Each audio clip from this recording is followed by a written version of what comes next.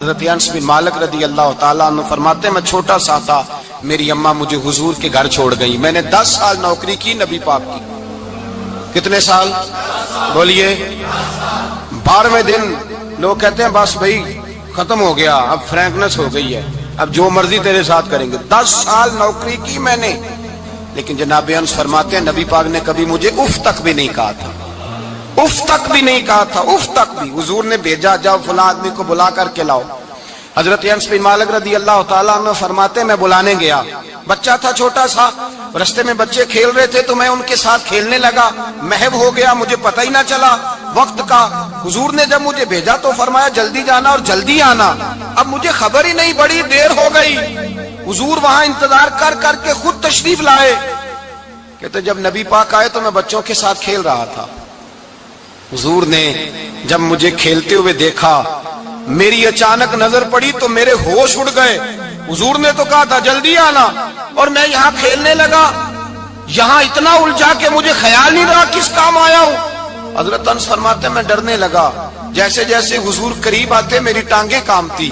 فرماتے ہیں جب نبی پاک قریب آئے تو قربان جاؤں معصوم آمنہ کے، فرماتے ہیں حضور نے میری گردن پہ تھپکی دی اور حضور نے ہنس کے فرمایا او بھائی لگتا ہے تو کھیل میں گم ہوا ہے تو تجھے یاد ہی نہیں رہا میں نے کس کام بھیجا تھا، تجھے یاد ہی نہیں رہا۔ کہا یا رسول اللہ صلی اللہ علیہ وسلم میں بھول گیا تھا، میں ابھی جاتا ہوں۔ کیا انداز ہے، کیا شفقت ہے، کیا رنگ ہے۔ حضور میں ابھی گیا اور ابھی آیا۔ نبی پاک نے فرمایا نہیں یار تو کھیل میں خود ہی چلا جاتا، تو کھیل یہاں میں خود جاتا۔ یہ اعزاز، یہ فضیلت، یہ درجہ کس نے ذروں کو اٹھایا اور صحرا کر دیا، یہ کس نے قطروں کو ملایا اور دریا کر دیا، یہ کس کی حکمت نے یتیموں کو کیا در یتیم اور غلاموں کو دنیا بھر کا مولا کر دیا۔ یہ کس نے اتنا، میرے بھائی مزدور کو حضور نے اعزاز دیا۔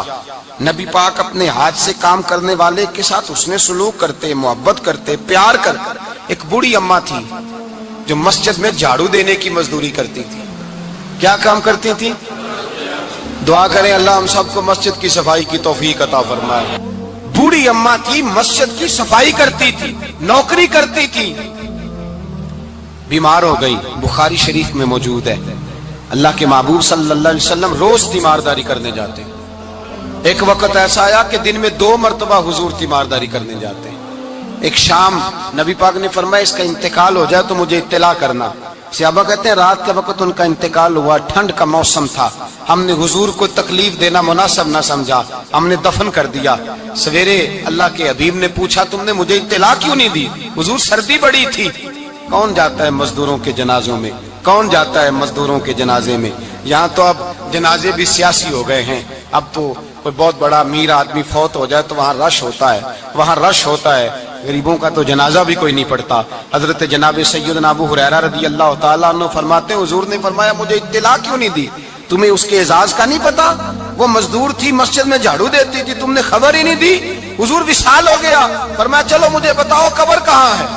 حضور سارا کچھ جانتے ہیں لیکن یہ ساری تمہید اس لیے بیان کی کہ ایک مزدور کی شان واضح ہو جائے۔ فرمایا بتاؤ قبر کہاں ہے؟ صحابہ کہتے ہیں ہم قبر پہ لے گئے تو میرے نبی نے فرمایا صفے بلاؤ میں دوبارہ جنازہ پڑھاؤں گا۔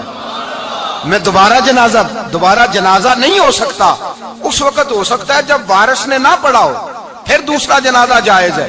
وارث نہ پڑھے تو اس سے پہلے 20 جنازے بھی ہو جائیں تو جب وارث پڑھ لے پھر دوسرا جنازہ نہیں ہو سکتا۔ حضور نے دوسرا جنازہ اس لیے پڑھا ہے کہ حضور اپنی ساری امت کے وارث ہیں، نبی پاک ساری امت کے وارث ہیں۔ فرمایا پر بناؤ صفے میں جنازہ پڑھاتا ہوں۔ مزدور کو اعزاز دیا، پیار کیا۔ حضرت عبد الرحمن ابن عوف رضی اللہ تعالیٰ عنہ فرماتے ہیں ایک دن میرا دل کیا تھا کہ میں غریب ہو جاؤں۔ کیا ہو جاؤں؟ آپ اپنے لیے دعا نہ کریں لیکن حضرت عبد الرحمن ابن عوف کے الفاظ تو دہرائیں۔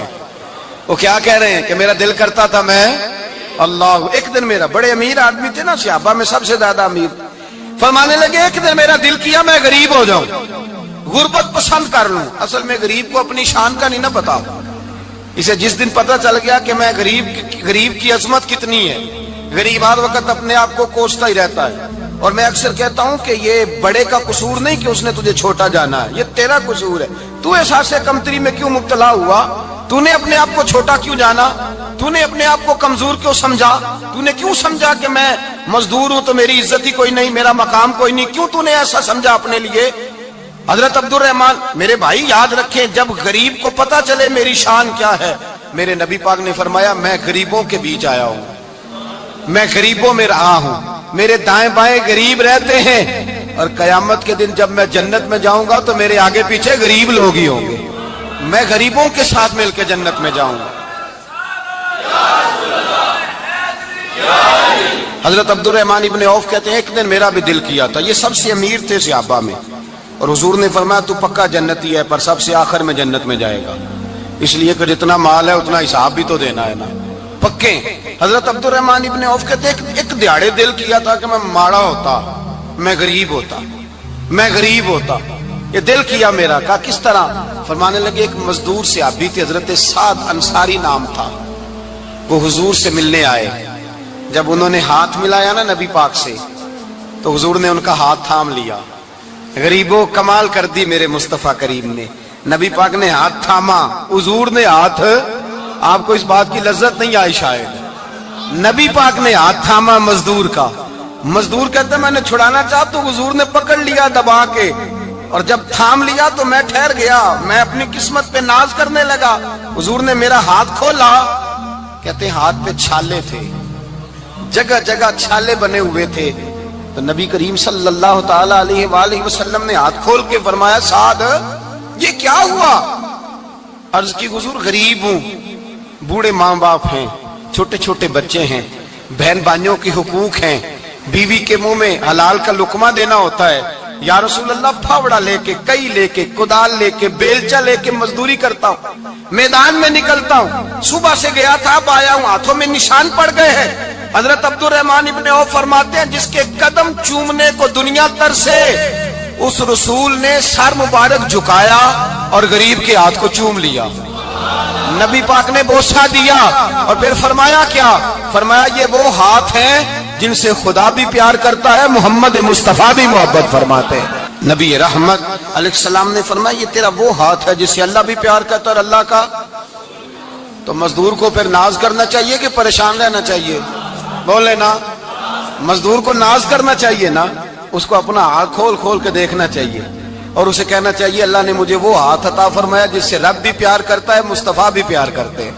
उसे तो एजाज समझना चाहिए, फजीलत जाननी चाहिए, उसे तो नाज करना चाहिए। अल्लाह तबारक व तआला ने मुझे ये एजाज दिया है। किसान जो खेतों में मजदूरी कर रहा है, वो मजदूर जो किसी फैक्ट्री में गया है, रिज़्क़े हलाल की तलाश में निकला है, उसे तो मेरे भाई नाज करना चाहिए, उसे तो खुश होना चाहिए कि अल्लाह ने मुझे ये फजीलत दी। तरसते हुए गरीब, जानबूझ के अपने आप को परेशान रखते हुए लोग अगर जान जाएं कि फजीलत क्या है, अजमत क्या है, और फिर गुलाम के साथ सलूक क्या करना है। एक यहूदी का बेटा नबी पाक की खिदमत करता था अक्सर, यहूदी का बच्चा, वो बीमार हो गया, रोज आता था, छोटे मोटे काम करता था, बीमार हो गया। हुजूर ने फरमाया चलो तीमारदारी करने चलते हैं। किसकी जी? गुलाम की, नौकर की। यहाँ साहब कहते हैं 5,000 रुपया ले जाओ, वो बड़े एहसान के साथ 5,000 रुपया ले जाओ और दे आना, और उसे कहना सर्दी पूछ रहे थे तेरा क्या हाल है, वो बात खत्म हो गई। हुजूर बनफ्स नफीस गए और गरीब का घर था, वो यहूदी बाहर निकला जिसका बेटा बीमार था। तो कहता जब दरवाजे पे मैंने मुसलमानों के नबी को खड़े देखा तो मेरे पैरों तले जमीन ही निकल गई। मैंने कहा हुजूर मुझ गरीब की कुटिया में कैसे आए? पर मैं तुझे पता है ना तेरा बच्चा मेरी नौकरी करता था, या कभी बीमार हो गया, मैं तीमारदारी करने आया। वो यहूदी कहता मुझे ख्याल यकीन ही ना आए कि मेरे घर में हुजूर, तू अमीरे हरम, मैं गरीबे बेनवा, तू कुजा मन कुजा, मेरे घर में हुजूर आए। कहते कहाँ है हमारा प्यारा? हुजूर वो लेटा हुआ है। सहाबा कहते हैं नबी पाक सराहने गए तो उसका आखिरी वक्त था, थोड़ा सा टाइम था। मेरे मुस्तफा ने फरमाया तू मेरी नौकरी करता था, आज मैं तेरी तीमारदारी करने आया हूँ। गुलामों सुनो, जो रसूलुल्लाह की नौकरी करे आखिरी वक्त आए तो अल्लाह के रसूल पहुंच जाया करते हैं, हुजूर पहुंच जाया करते हैं। नजम की है खुदा आरजू है यही, आशिके जार की आबरू है यही, मौत के वक्त सर उनके कदमों में हो, दीद होती रहे दम निकलता रहे। हुजूर पहुंच जाते हैं। नबी पाक तशरीफ लाए, बैठे सराने। اور حضور نے جب اپنا برف سے ٹھنڈا اور کستوری سے زیادہ خوشبو والا ہاتھ اس کے بالوں میں پھیرا، آنکھیں کھولی، حضور نے فرمایا چل کلمہ پڑھ جا، چل میرا کلمہ پڑھ جا۔ ساری دنیا در رسول پہ آ کے کلمہ پڑھے اور حضور اسے کلمہ پڑھانے گھر تشریف لے گئے۔ یہ ایک مزدور کو، ایک محنت کرنے والے کو اعزاز دیا، گھر گئے کلمہ پڑھ لے۔ اس نے اپنے والد کی طرف دیکھا اور والدہ کی طرف دیکھا، ماں باپ یہودی ہیں، رونے لگے، کہنے لگے بیٹا یہ ہم سے زیادہ بڑھ کر تیرے حق میں خیر خواہ ہے، جیسے کہتے ہیں کر لے۔ اس نے کلمہ پڑھا اور حضور کی گود میں لوٹ پوٹ ہونے لگا، کلمہ پڑھا، روح پرواز کر گئی۔ شارحین کہتے ہیں جب نبی پاک وہاں سے نکلے تو حضور نے فرمایا اٹھاؤ اس کی میت کو۔ ماں باپ کہنے لگے کہاں لے جانا ہے؟ فرمایا ہم اپنے طریقے کے مطابق غسل کفن کریں گے، اس لیے کہ جو کلمہ پڑھ جائے پھر وہ میرا ہو جایا کرتا ہے، میرا ہو جایا کرتا ہے۔ بھائی یاد رکھیں، مزدور کو حضرت ربیعہ بن کعب فرماتے ہیں میں حضور کو وضو کراتا تھا، رات کا وضو میری ذمہ داری تھی، صرف ایک وضو رات کا۔ ہمارے ہاں تو 25 سال مزدور مزدوری کر کے چلا جاتا ہے، پر وہ مزدور ہی رہتا ہے، وہ مزدور ہے، اس کا کوئی اعزاز نہیں، کوئی اس کے لیے وہ کہتے ہیں اب بابا جی آپ کو کھانسی زیادہ آتی ہے، اپنے بیٹے کو لگا دیں، کسی اور کی ڈیوٹی لگا دیں، اب آپ کام نہیں کر سکتے۔ 25 سال نوکری کی، ملا کیا؟ حضرت ربیعہ کہتے ہیں میں وضو کراتا تھا رات کا، میرے نبی پاک نے فرمایا شادی کیوں نہیں کرتا؟ تو میں نے کہا یا رسول اللہ نہ میرے پاس حسن ہے، نہ پیسے ہیں، نہ کوئی کاروبار ہے، مجھے کون رشتہ دے گا؟ میرا روپ بھی نہیں تے میرا رنگ بھی نہیں، میں نے یار مناؤن دا ٹانگ بھی نہیں، کون مجھے رشتہ دے گا؟ کہتے ہیں حضور خاموش ہو گئے۔ دوسرا دن آیا تو میں وضو کرانے پہنچا تو نبی پاک نے فرمایا شادی کیوں نہیں کرتا؟ کہتے ہیں میں نے کہا حضور کون رشتہ دے گا؟ وہی 3 باتیں دہرائیں، نہ پیسے ہیں، نہ حسن ہے، نہ کوئی کاروبار ہے، نہ مکان ہے۔ فرمایا حضور نے تیسرے دن پھر کہا، جب دوسرا دن ہوا نا تو حضور نے کہا، حضور خاموش ہوئے میرے جواب پر۔ میں نے کہا یار کتنا بیوقوف ہوں، حضور روز پوچھتے ہیں اور میں جواب ہی نہیں دیتا۔ کہتے ہیں تیسرے دن میں نے ارادہ کیا آج نبی پاک پوچھیں گے تو میں کہوں گا حضور جیسے دل کرتا ویسے ہی کرا دیں۔ کہتے ہیں تیسرے دن میں گیا، سارا وضو کرا لیا پر نبی پاک نے پوچھا ہی نہیں۔ میں ارادہ کر کے گیا تھا کہ آج پوچھیں گے تو بتا دوں گا، حضور نے پوچھا ہی نہیں۔ فرماتے ہیں وضو مکمل ہو گیا، میں دروازے تک چلا گیا تو مصطفیٰ نے آواز دی، فرمایا واپس پلٹنا۔ میں پلٹا تو حضور نے فرمایا تو شادی کیوں نہیں کرتا؟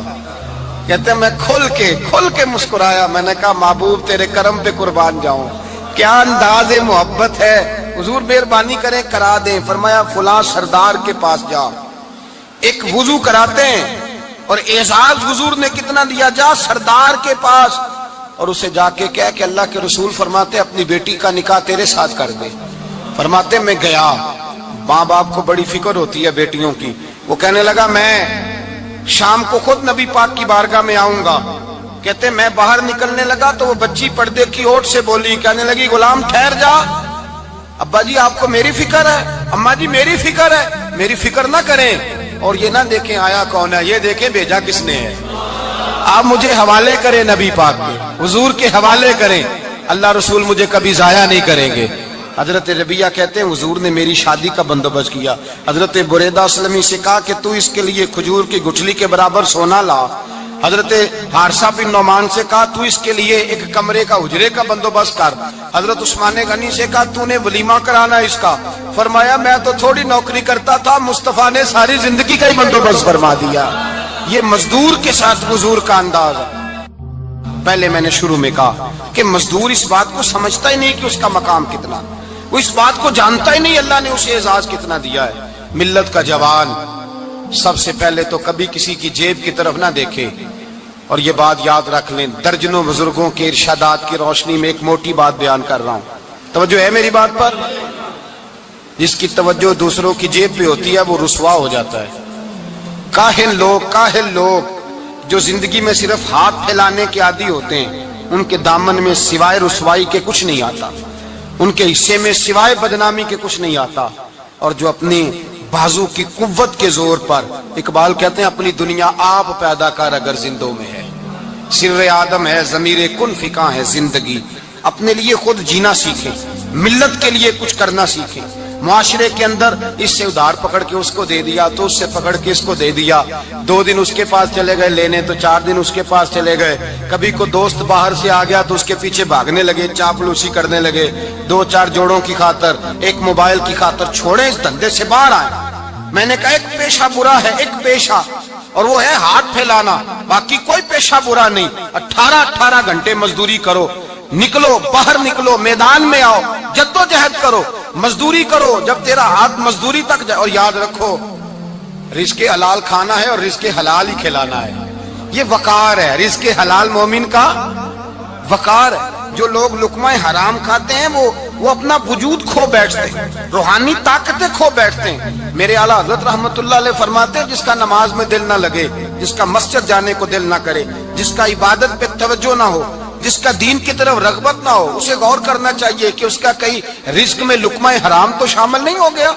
فرمایا جب لقمہ حرام شامل ہوتا ہے تو اللہ تبارک و تعالی معرفت کا نور چھین لیتا ہے، پھر انسان کی زبان سے تاثیر چلی جاتی ہے، پھر اس سے سجدوں کی جو کیفیت ہوتی ہے وہ روٹ جاتی ہے، درود و سلام کے ذائقے نصیب نہیں ہوتے۔ میرے مصطفیٰ کریم صلی اللہ علیہ وسلم گزر رہے تھے، ایک آدمی دعا مانگ رہا تھا، یا رب یا رب یا رب یا رب کہہ رہا تھا۔ نبی پاک نے فرمایا یہ قیامت تک بھی دعا مانگے تو اس کی قبول نہیں ہوگی۔ صحابہ نے کہا حضور آپ تو رحمت للعالمین ہیں اور آپ فرما رہے ہیں اس کی دعا قبول نہیں ہوگی۔ نبی پاک نے فرمایا اس لیے قبول نہیں ہوگی کہ جو کپڑے پہنے ہیں وہ بھی حرام پیسوں کے ہیں، اور جو اس نے کھایا ہے وہ بھی حرام پیسوں کا ہے، اور جو پیا ہے وہ بھی حرام پیسوں کا ہے۔ کیسے اس کی التجا اس کی بارگاہ میں قبول ہوگی جب یہ لباس سے لے کر خوراک تک اور خوراک سے لے کر مشروب تک ہر چیز ناجائز پیسے؟ تو معرفت کا حسن کیسے پیدا ہوگا؟ فجر میں آنکھ کیسے کھلے گی؟ قرآن پاک کی طرف دل کیسے جائے جب تیرے اندر رزق حلال جاتا ہے؟ حضرت بایزید بستامی فرماتے ہیں تو محنت کر کے حلال کی روٹی کھا، وہ تیرے وجود کے اندر جا کے نور بن جائے گی، اور ایسا نور بنے گی کہ وہ روٹی تجھے صبح خود جگا کے بیدار کرا کے اللہ کی بارگاہ میں جھکا دے گی۔ رزق حلال کھائیں، محنت کریں، جدوجہد کریں۔ حاتم طائی بہت بڑا سخی تھا۔ کسی شخص نے ایک دن حاتم طائی سے پوچھا کہ تو نے کبھی اپنے سے بھی بڑا سخی دیکھا ہے؟ کہنے لگا ہاں میں نے اپنے شہر کا ایک بابا دیکھا تو مجھ سے بھی زیادہ سخی ہے، مجھ سے بھی زیادہ سخی، مجھ سے بھی زیادہ تھا، تجھ سے زیادہ؟ کہنے لگے میں نے سارے شہر کی دعوت پکائی، چھوٹے بڑے امیر غریب سارے آئے، دعوت پکائی سارے شہر کی، سب لوگ آئے، ہر آدمی کو میں نے بلایا، علماء کو، ادیبوں کو، شاعروں کو، تاجروں کو، صنعت کاروں کو، سب کو دعوت دی۔ میں نے سوچا کہ ذرا دیکھوں تو صحیح پلٹ کے کوئی رہ تو نہیں گیا جو آیا نہ ہو۔ چہرے پہ میں نے نقاب ڈالا اور میں باہر نکلا، ایک ضعیف بزرگ لکڑ آ رہا، جنگل میں لکڑیاں کاٹ رہا ہے۔ میں اس کے پاس گیا تو میں نے کہا بابا تجھے نہیں پتا آج حاتم طائی کی دعوت ہے، تو نہیں گیا؟ کہنے لگا بیٹا مجھے خبر آئی تھی، اطلاع ملی تھی پر میں نہیں گیا۔ تو کیوں نہیں گیا؟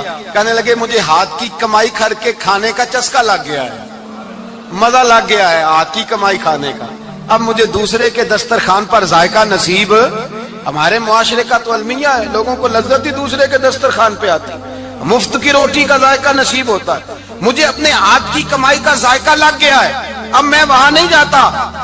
کہتے ہیں میں پلٹنے لگا تو بابے نے بلایا، کہنے لگا ادھر آ یار۔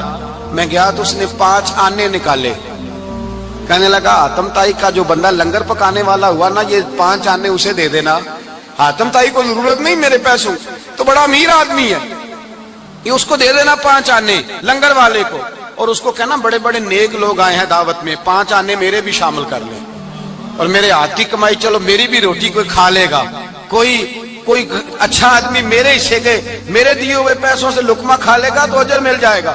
حاتم طائی کہتے ہیں میں نے کھینچ کے نقاب اتارا اور بابے کو کہا یار سینے سے لگ جا، میں تو مالدار ہو کے سخی ہوں، تو غریب ہو کے بڑا سخی ہے، تو غریب ہو کے بڑا سخی ہے، تیرے اندر اتنی خودداری عزت نفس۔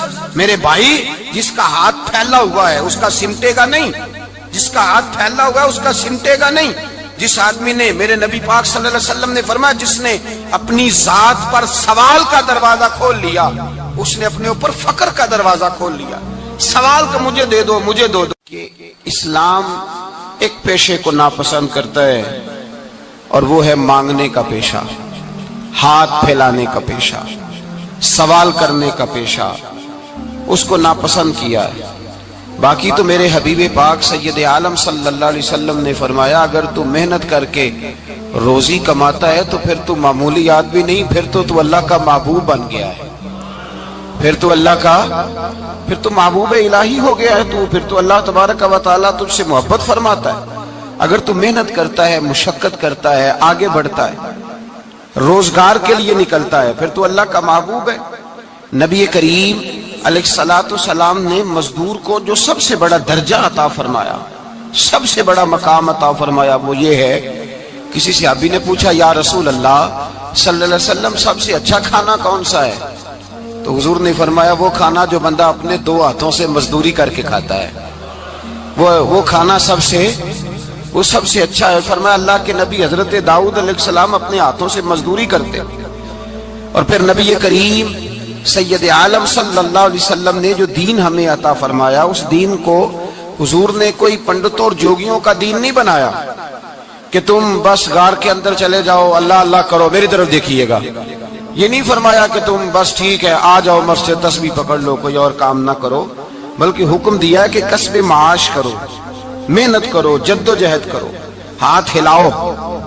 قرآن مجید فرقان حمید نے کہا وَجَعَلْنَا اللَّيْلَ لِبَاسًا، رات تمہاری پردہ پوشی کے لیے بنائی گئی ہے، رات تمہاری پردہ پوشی کے، وَجَعَلْنَا النَّهَارَ مَعَاشًا، اور فرمایا دن تمہارے رزق کمانے کے لیے بنایا گیا، جد و جہد کے لیے۔ حضرت عیسیٰ علیہ السلام کی ایک نوجوان سے ملاقات ہوئی تو فرمایا تو کیا کرتا ہے؟ کہنے لگا میں عبادت کرتا ہوں۔ تو فرمایا کھاتا کہاں سے ہے؟ کہنے لگا میرا بھائی کمائی کرتا ہے تو وہ مجھے اس میں سے حصہ دیتا ہے۔ تو آپ فرمانے لگے پھر تو عبادت گزار نہیں، تیرا وہ بھائی تجھ سے زیادہ عبادت گزار ہے، جو تیرے لیے یہ بندوبست کرتا ہے، جو تجھے یہ جد و جہد کر کے دیتا ہے، وہ تیرے لیے۔ حضرت عمر فاروق رضی اللہ تعالیٰ عنہ نے اپنے دور خلافت میں شوق دلایا صحابہ کو، محنت کرنے کا شوق۔ ہمارے معاشرے کے اندر لوگ دوسرے کی کمائی پر وقت گزارنا چاہتے ہیں، دوسرے کے مال پر نظر رکھتے ہیں، مجھے کچھ سسرال سے مل جائے، کچھ مجھے رشتہ داروں سے مل جائے، کچھ مجھے دوست احباب سے مل جائے، کچھ مجھے باقی جگہوں سے مل جائے۔ لوگ مختلف جگہوں پہ نظر رکھتے ہیں اور مختلف ہیلوں اور بہانوں کے ساتھ دوسرے کا مال ہڑپ کرنے کی کوشش کرتے ہیں۔ میرے حبیب کریم علیہ السلام نے توجہ دلائی صحابہ کو، مزاج عطا فرمایا۔ نبی پاک صلی اللہ تعالی علیہ وآلہ وسلم نے ارشاد فرمایا، حضرت عمر کی بات کر رہا تھا، پہلے اس کو مکمل کروں۔ جناب عمر فاروق رضی اللہ تعالیٰ عنہ نے شوق دلایا صحابہ کو۔ تو ایک دن آپ گزر رہے تھے تو ایک صحابی وہ درخت لگا رہے تھے، اپنے ہاتھ سے درخت لگا رہے تھے۔ تو حضرت عمر فاروق رضی اللہ تعالیٰ عنہ نے دیکھا تو دیکھ کر فرمانے لگے تجھے مبارک ہو، تجھے فرمایا اللہ تبارک و تعالیٰ تیری عزت بھی بڑھا دے گا اور تیری محتاجی بھی دور فرما دے گا، اس لیے کہ تو محنت کر رہا ہے، تو جد و جہد کر رہا ہے، تو اپنے ہاتھ سے کوشش کر رہا ہے، اللہ تبارک و تعالیٰ تیرا رزق بھی بڑھا دے گا اور اللہ تیری عزت میں بھی اضافہ کرے گا۔ نبی کریم علیہ السلام نے فرمایا عدل کرنے والے بادشاہ کے ساتھ جو آدمی جہاد کے لیے نکلے اس کا دین میں سب سے بڑا درجہ ہے، عدل کرنے والے حکمران کے ساتھ جو جہاد کے لیے نکلے اس کا سب سے بڑا درجہ ہے۔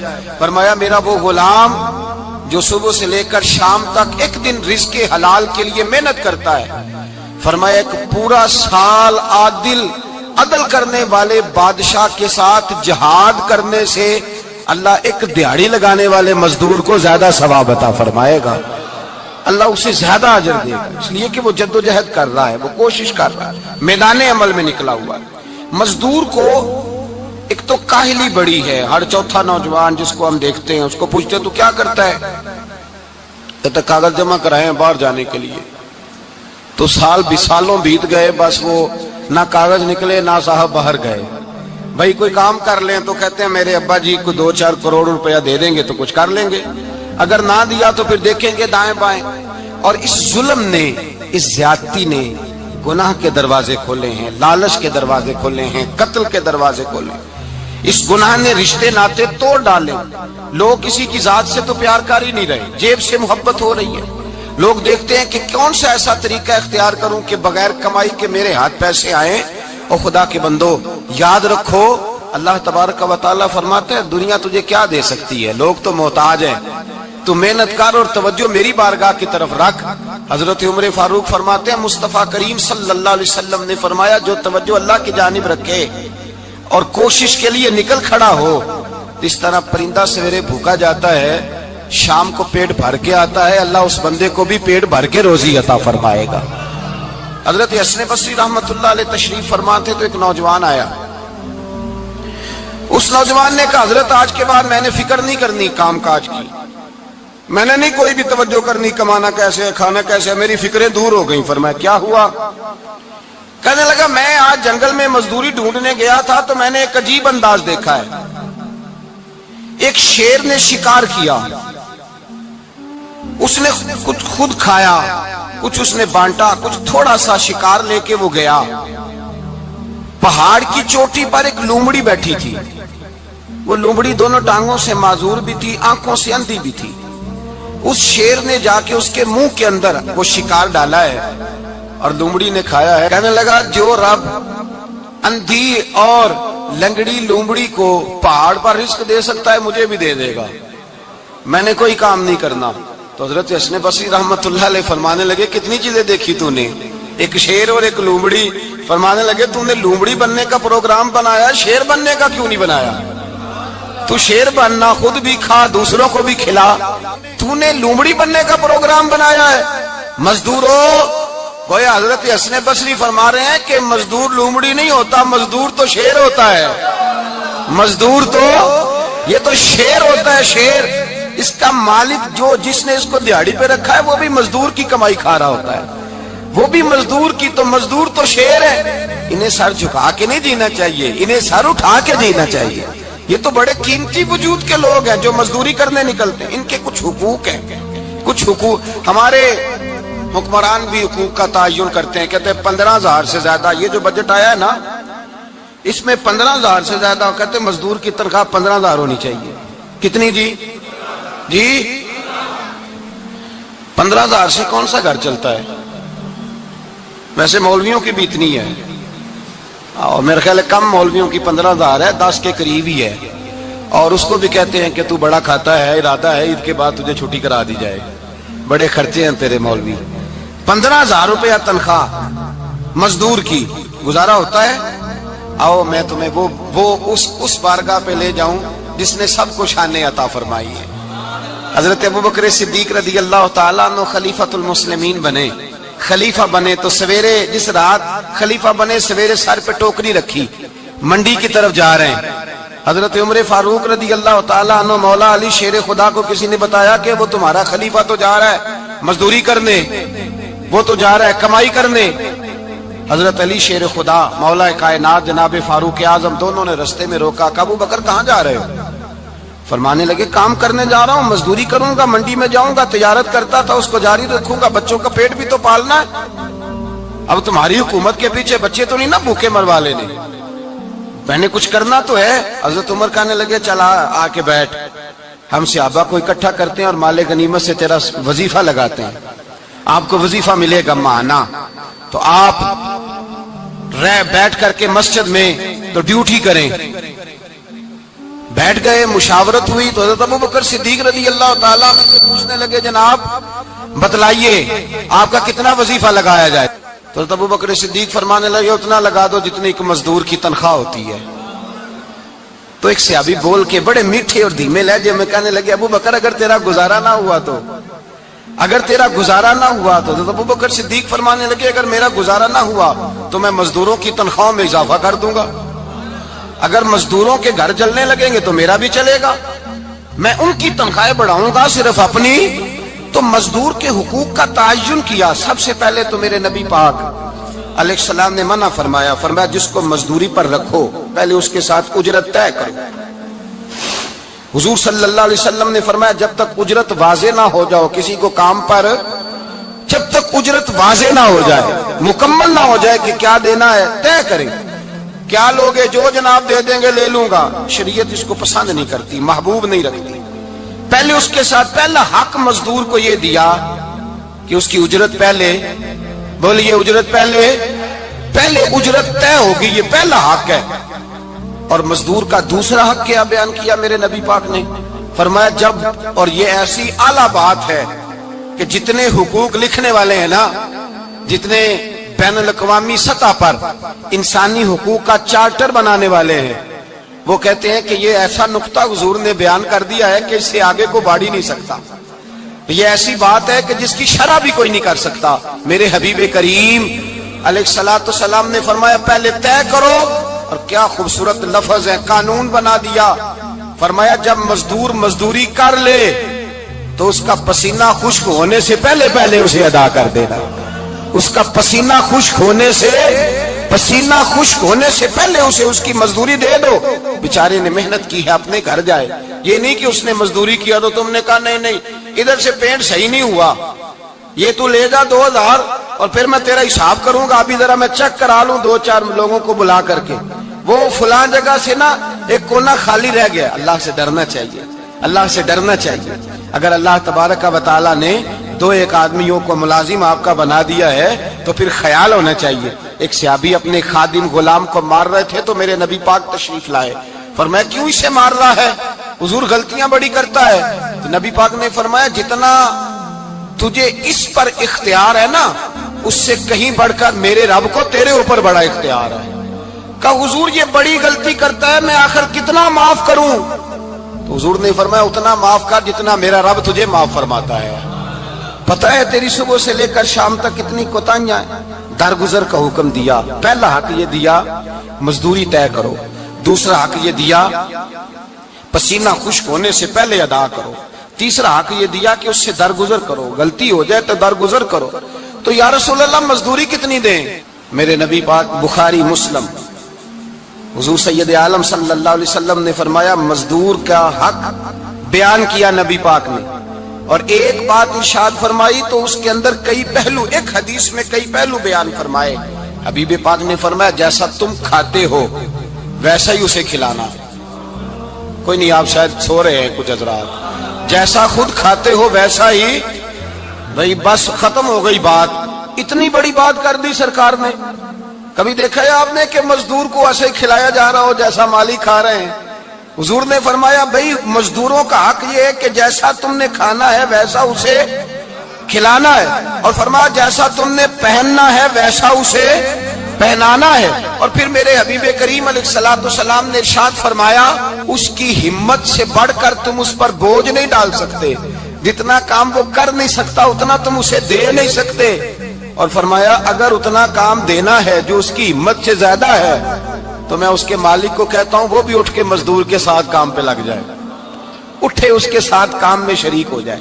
مزدوری کا بھی تعین فرمایا، اور پھر اس کو کام کس مقدار کا دینا ہے، مزدور کو کس قدر زیادہ اس پر بوجھ ڈالا جائے گا، یہ بھی مصطفیٰ کریم نے بیان فرمایا.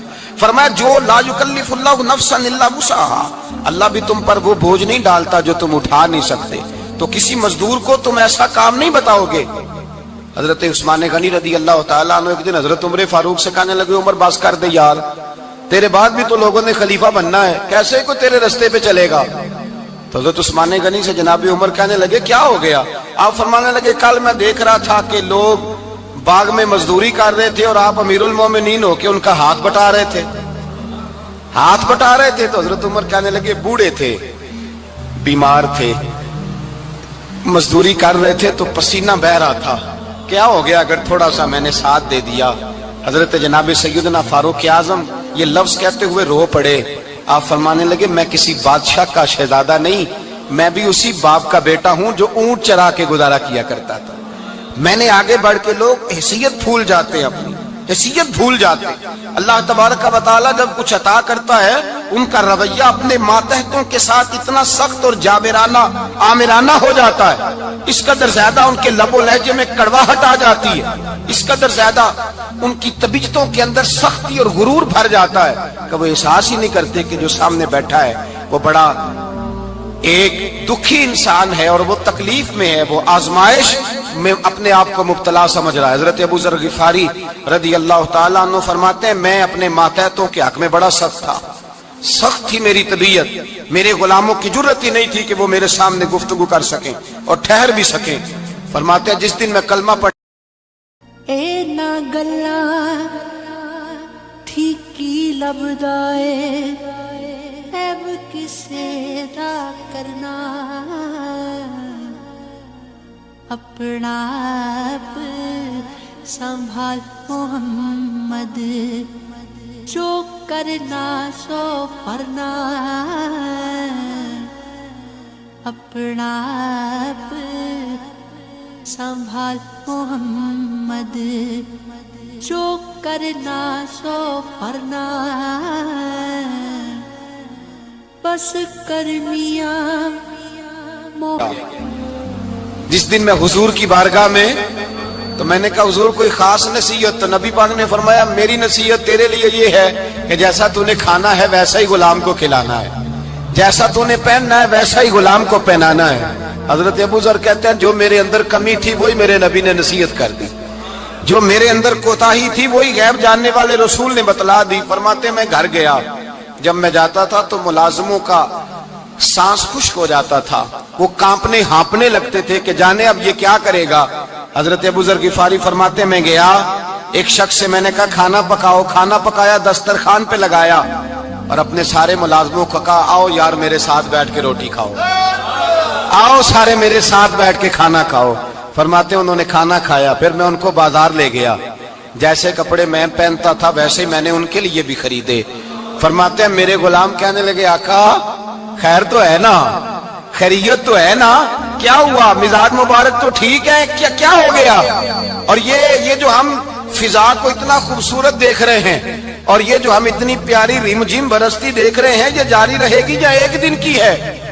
तो हज़रत अबू ज़र गिफारी रो पड़े, कहने लगे अब तुम्हें अबू ज़र गिफारी बदला हुआ मिलेगा, इसलिए कि अब मैं वो नहीं रहा, अब मैं रसूलुल्लाह का कलमा पढ़ के गुलाम मुस्तफा बन गया हूँ, अब मैं बदल गया हूँ, मेरी तबीयत बदल गई। गुलामों के हक में हजरत मौला अली शेर खुदा गुलाम को लेकर के गए दुकान पर, हजरत मौला अली गुलाम को लेकर गए कपड़े की दुकान पर, 2 जोड़े खरीदे, एक कम कीमत का एक ज्यादा कीमत का, एक कम कीमत का एक ज्यादा कीमत का, 2 जोड़े खरीदे। जब वापस लौटे तो गुलाम से कहने लगे तू अपना ले ले। गुलाम को पता था कि उस जमाने में होता क्या था, उसने कम कीमत का जोड़ा उठाया। हजरत अली फरमाने लगे अजीब आदमी है, ये तो तेरा नहीं ये तो मेरा है। उसने कहा हुजूर किस तरह से? आप फरमाने लगे तेरे लिए कीमती जोड़ा इसलिए खरीदा है कि तू जवान है, और मैंने अपने लिए इसलिए छोटा खरीदा है कि मैं तो अब बूढ़ा हो गया हूँ, मुझे तो आदत नहीं। कहने लगा हुजूर बूढ़े और जवान का मतलब नहीं, आप अली हैं। मन कुन्तु मौला वहाज़ा अलीयुन अली मौला, अली मौला, आप चूंकि मौला अली है और आप अमीरुल मोमिनीन है, लिहाजा आपने तख्त पर बैठना है, आपने सल्तनत को चलाना है, आप पहनिए। तो हजरत अली फरमाने लगे तू मेरा गुलाम बना है ना, तूने अभी मेरे नबी का दीदार नहीं ना किया, तू बाद में आया है ना, अगर तू उस दौर में होता तो जान जाता कि ये अमल मेरा है, पर इसके पीछे जो नसीहत के फूल है वो मुस्तफा के अता फरमाए हुए। तो भाई याद रखें नबी करीम सैयद आलम सल्लल्लाहु ताला अलैहि वसल्लम ने तायुन फरमाया मजदूर के हुकूक का, तायुन किया। हजरत हकीम बिन हिजाम कहते हैं मैं हुजूर की बारगाह में बैठा था तो नबी पाक सल्लल्लाहु अलैहि वसल्लम से मैंने कहा या रसूल अल्लाह आपको कौन सा आदमी पसंद है, कौन सा मेहनत करने वाला पसंद है? तो हुजूर ने फरमाया जिसके दोनों हाथ काम करें, दोनों पैर चलें और उसकी पेशानी पर पसीना आए, वो बंदा मुझे बड़ा अच्छा लगता है। जिसकी पसीना आए, आज लोग मजदूरी नहीं करते, दाएं बाएं देखते हैं, लोग अपने अंदर वो तवानाई, वो गैरत, वो खुददारी पैदा नहीं करते। भाई गर्दन को झुका देता है खैरात का पत्थर, जहां में मांगने वालों के सर कभी ऊंचे नहीं होते। और एक बार कहने लगे गैरत है बड़ी चीज जहां ने तगो दो में पहनाती है, ये फक्र को ताजे सरदारा। अपने अंदर ये तवानाई पैदा करनी चाहिए, ये कोशिश करनी चाहिए। मेरे नबी करीम सल्लल्लाहु अलैहि वसल्लम ने फरमाया तुम्हारे बाज गुनाह ऐसे हैं जो सिर्फ तुम मजदूरी करने जाओगे तो अल्लाह तुम्हारी मजदूरी की वजह से ही तुम्हारे गुनाह माफ फरमा देगा। अल्लाह तुम्हारी मेहनत और कोशिश के सबब से तुम्हारी उन गलतियों से दरगुजर फरमाएगा। हबीब करीम सैयद आलम सल्लल्लाहु अलैहि वसल्लम ने फरमाया मजदूर जब कयामत के दिन आएगा, भाई आलिम तो आया, सूफी तो आया, दरवेश तो आया, सहाबा तो आए, उनका आना तो शफात के लिए शुमार किया गया। मेरे मुस्तफा ने फरमाया जब मजदूर आएगा, मजदूर की सबसे बड़ी गलती यह है कि मजदूर अपने आप को नीच समझता है। मजदूर की सबसे बड़ी गलती ये है कि ये अपने आप को छोटा समझता है। इसकी ज्यादती ये है कि ये अपनी सोच को बड़ा नहीं करता। ये समझता है नहीं कि भाई मैं तो दो हाथों की मेहनत की कमाई खाता हूं। ये आरज़ुए करम और मैं आपसे करूं, ये भीख उसको दीजिए जिसका खुदा ना हो। मजदूर की ज्यादती ये है कि ये अपने आप को छोटा जानता है। मेरे मुस्तफा ने फरमाया जब मजदूर मेहनत करने वाला कयामत के दिन आएगा तो उसका चेहरा इस तरह चमकेगा जिस तरह 14वीं का चांद चमका करता है। इस कदर उसका चेहरा चमकेगा जब आएगा वो सुबह कयामत। मेरे भाइयों, मजदूर एक अजीम शख्सियत का नाम है। मेहनत करना, अपने दोनों हाथों से मुशक्कत करना, जद्दोजहद करना। मुझे कई सारे लोग, मैं जब मुल्क के मुख्तलिफ गोशों में जाता हूं तो कई सारे लोग कहते हैं आपके अब्बा जी का मजार किधर है, आप किस मजार के सज्जादा नशीन हैं? तो मैं उनसे कहता हूं मैं सज्जादा नशीन नहीं, मैं तो किसान का बेटा हूं।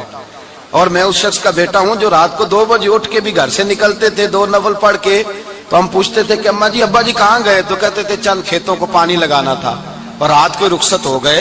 फख्र की बात है, ये एजाज की बात है, ये एजाज की बात है। हमने सारी जिंदगी उनके हाथ पे छाले देखे, लेकिन बात लफ्ज जुबान पर यही देखी कि बेटा इज्जत वाला वही होता है जो अपने हाथों से मेहनत करके रोजी खाया करता है। भाई याद रखें, ये एजाज की बात है। एजाज, मजदूर का बेटा फख्र करे, किसान का बेटा नाज करे। वो जो आदमी सवेरे जाता है वेल्डिंग का प्लांट लेके काम करने, उसका बेटा नाज करे। वो जिसका बाप फावड़ा चलाता है, छैनी चलाता है, थोड़ा चलाता है, वो नाज करे। और मजार सिर्फ उन लोगों के नहीं होते जो अल्लाह अल्लाह करते हैं, हु करते हैं, वो तो काबिल इज़ाद है अल्लाह के बंदे, उनके भी मजार होते हैं। मजार वो भी होता है जिसको मेरे मुस्तफा ने फरमाया अल कासिबु हबीबुल्लाह, जो मेहनत करता था, हाथों से जद्दोजहद करता था, वो भी तो अल्लाह का दोस्त है ना, उसका भी तो मजार है ना, उसकी भी तो कब्र पुरअनवार है जो अल्लाह का महबूब होके गया।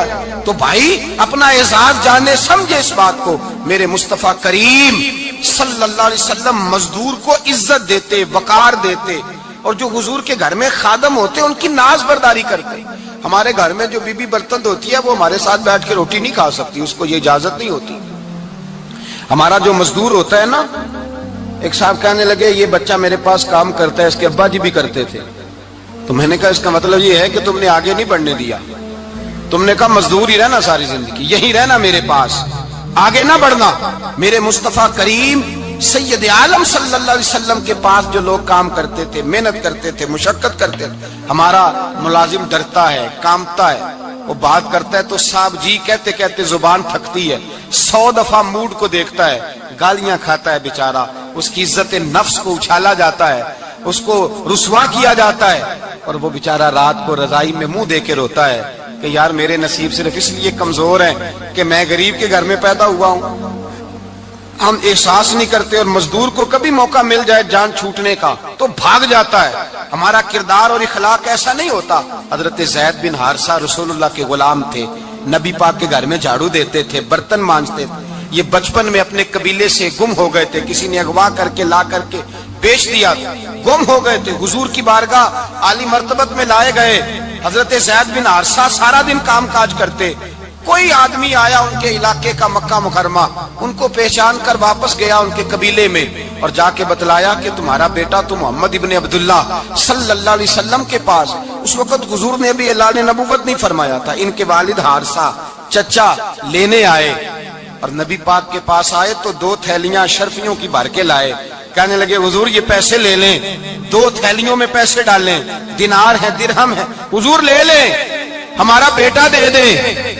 नबी पाक सल्लल्लाहु अलैहि वसल्लम ने फरमाया तुम्हें गलती लग गई है, पैसे पीछे हटाओ, मैं ज़ैद को बुलाता हूं, मैं ज़ैद को, इधर देखिएगा, मैं ज़ैद को, मैं उसे बुलाता हूं, अगर वो जाना चाहे तुम्हारे साथ तो मुझे एतराज नहीं ले जाना। चचा और बाप कहने लगे आप अजीब बात करते हैं, वो गुलामी छोड़ के नहीं जाएगा, आप अजीब बात करते हैं, वो मजदूरी छोड़ के बादशाही इख्तियार नहीं करेगा।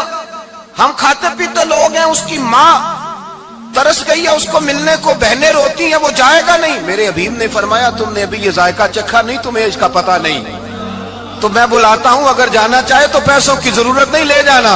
हजरत ज़ैद को पैगाम दिया, आए, हुजूर ने फरमाया वो तुम्हारे वालिद खड़े हैं, वो चचा हैं, लेने आए हैं। जनाबे ज़ैद गए, बाप के गले से लगे, बिछड़े हुए बाप बेटा एक दूसरे को मिलके खुल के रोए।